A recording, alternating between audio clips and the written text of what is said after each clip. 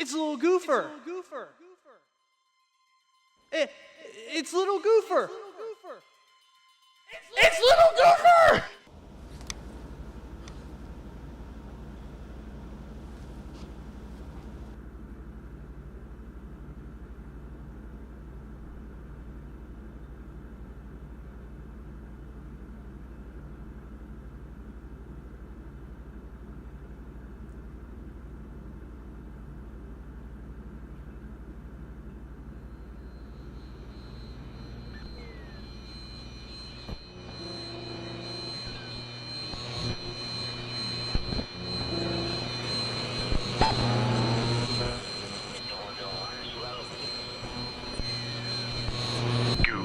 Not the same. One by one, members have been picked off, backed into a corner, each of them called upon Lil Goofer.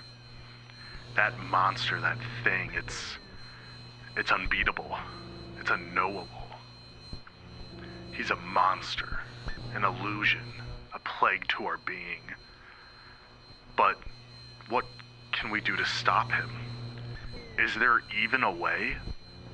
Can't think about him, talk about him, can't call his name. So then, what? What am I going to do? I try and I've tried some more, nothing works. What? What am I going to do?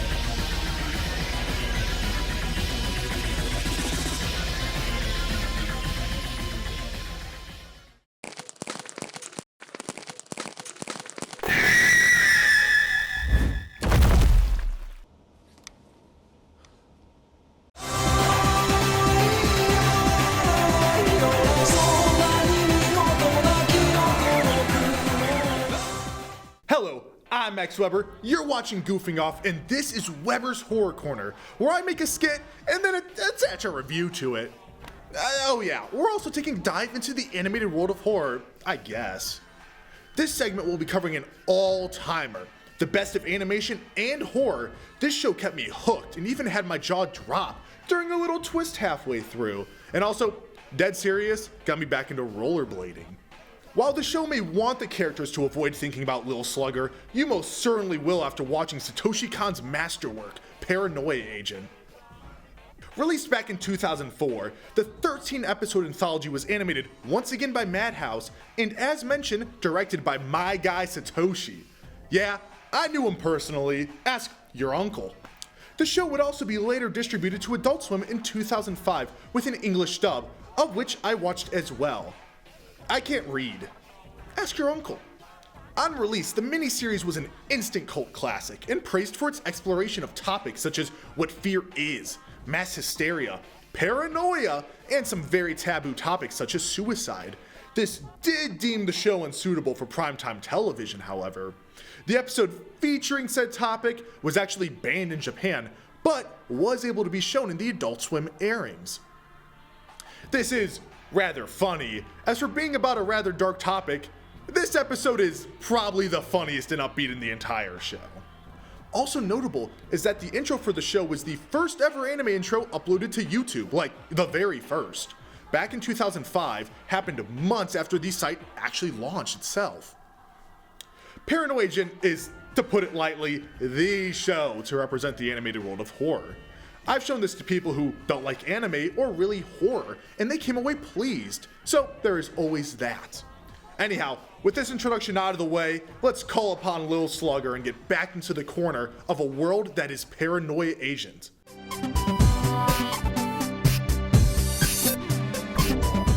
Paranoia Agent is an anthology series with an overarching story. Each episode builds upon the last in a way that may not be obvious at first, but is revealed to the viewer. Setting the stage is Tsukiko Sagi, the designer of a rather familiar looking mascot, who is attacked late at night by a young boy on a pair of golden rollerblades. The mystery then develops as the two detectives, Akari and Maniwa, try to uncover the culprit, as one after another, a series of further attacks occur. Yoichi, an elementary school student, Harumi Chono, a tutor, Masami Hirakawa, a cop, and so on and so on. There are a lot of characters in this miniseries.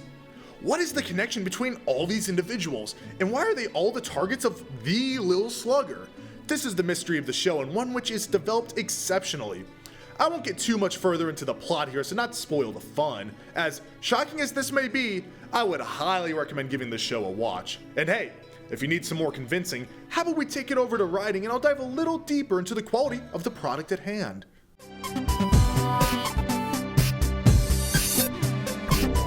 The characters and story of Paranoia Agent are written to perfection, which is rather funny as they are far from perfect. Each episode tells of a new layered character which helps to build up the world and mystery while also exploring a new topic. The characters are all very distinct as a result of this exploration from episode to episode. One episode could be diving into the turmoil of multiple personality disorder, the next about how there is always hope in hopelessness, or even found family through a certain prior mentioned topic. Dead serious. There is a lot to take away here and provoke thought. Some of the dialogue is incredible in this show and will really sit with you after a viewing. This incredible writing is what really allows the horror of the show to work. You get to experience the realistic struggle of the characters and live with them, if only for an episode. The lead up to their breakdowns are paced wonderfully and builds tension to an exceptional degree. Of the main cast, I will be shouting out a few of my favorite standout characters being Harumi Chono, Akari and Maniwa, and Mise. Also, since this is a show rather than being a movie, I will also be shouting out my favorite episodes. Then what? I won't hear it. Just stop it. Are you sure? Liar. I don't believe it.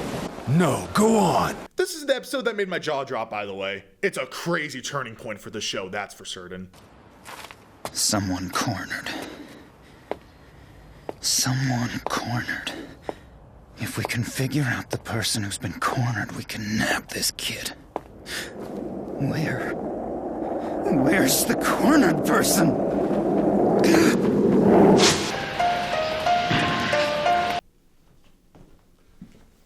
Dude, the final episode is literally called Final Episode. You just spent 20 minutes hyping up this writing, bro. Well, like, each episode's title is revealed in the environment, so it's actually, like, kinda cool. I can't read, bro. I can't either. Well, as Tim and Paul once said, why won't you make up your mind? Whoa, Slime, slow your roll. I should be asking you that.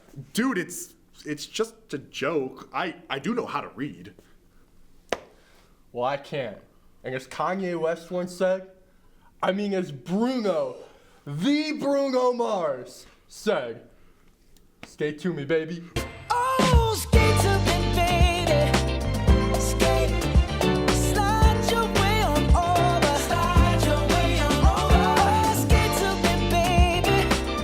Skate, I wanna get to know ya. I wanna get to know ya. I have one last note about the writing of Paranoia Agent.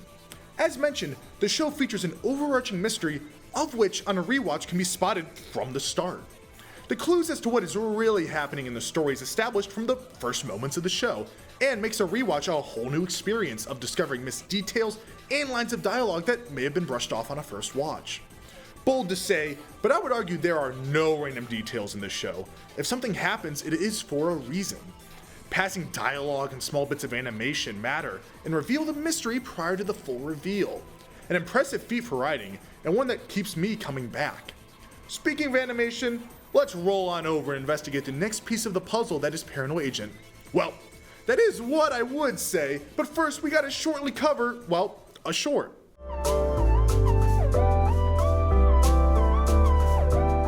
The Amazing Screw-On Head is a one-episode pilot created by the legendary creative behind Hellboy. This 22-minute adventure does a wonderful job fleshing out the world of the Screw-On Head in a very short amount of time. The art direction is also top-notch, huge props. Available to watch on YouTube, I would give this one a watch, though unfortunately it is only a pilot, so don't expect any more.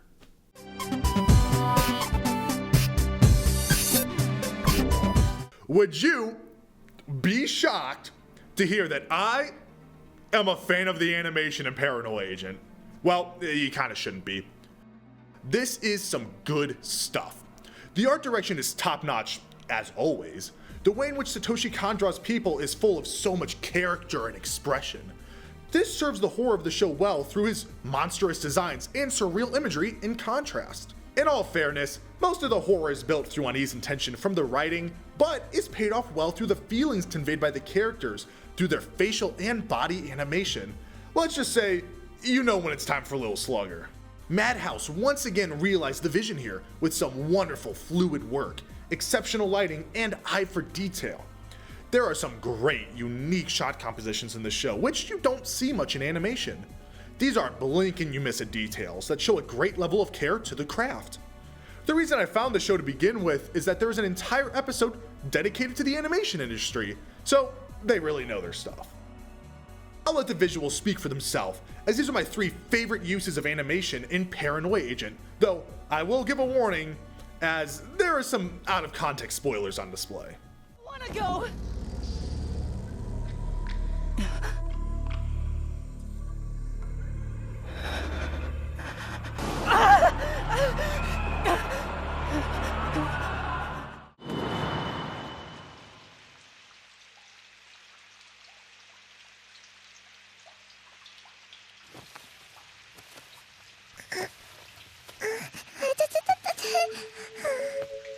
Don't get bothered by that.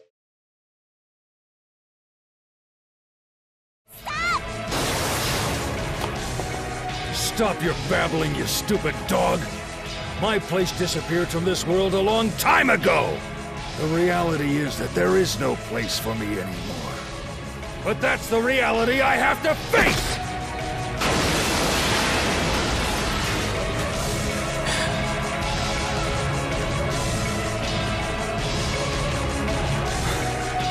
The Chief is back!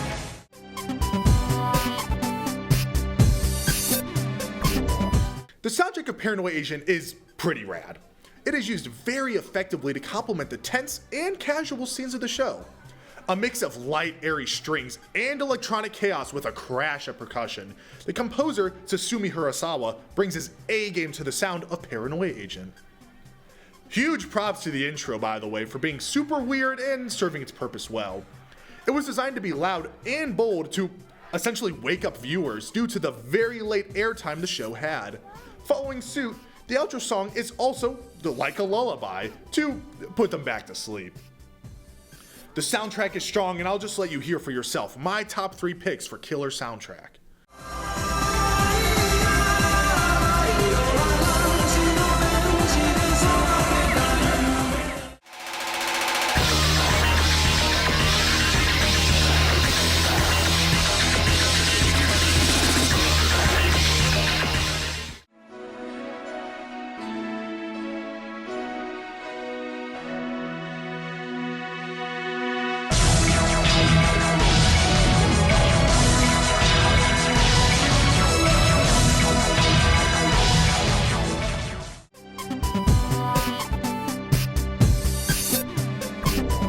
Paranoia Agent is the animated horror project. Exceptional writing, animation, and soundtrack, it really has it all.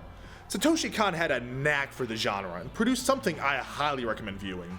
While definitely adult-oriented, the show lacks any gore or super frightening imagery. It is a rather tasteful venture, so this is another lighter horror recommendation. Your watch will certainly get you thinking about society, the nature of fear, paranoia, and most importantly, Lil Slugger. I'm X Weber. We just took a trip into the animated world of horror here on Weber's Horror Corner, and you're watching Goofing Off.